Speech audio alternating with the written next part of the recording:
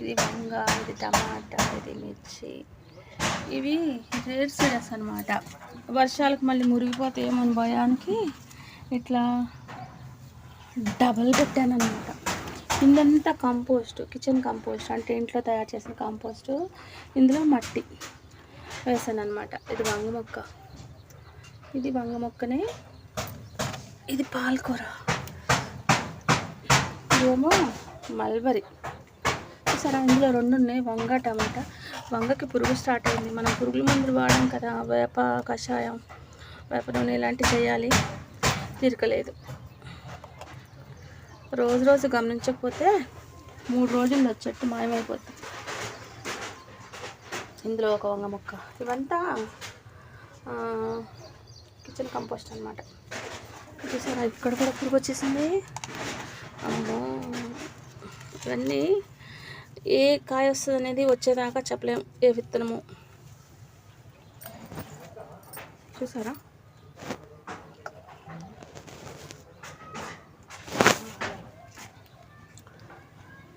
ఈ ఏరియాలో ఇలా పెట్టాను, వేరే ఏరియాలో నెక్స్ట్ టైం ఇంకో వైపు చూపిస్తాను.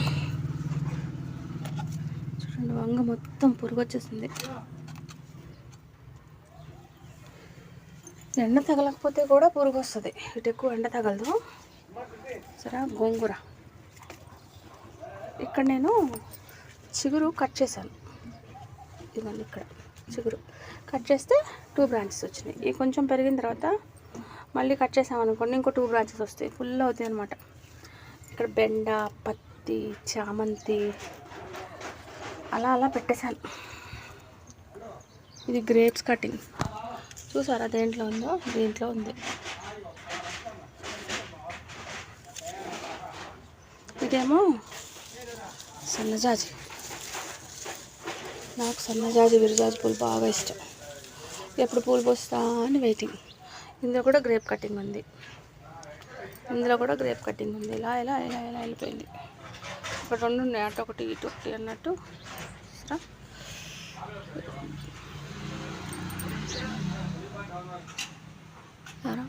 ఇలా ఉంది.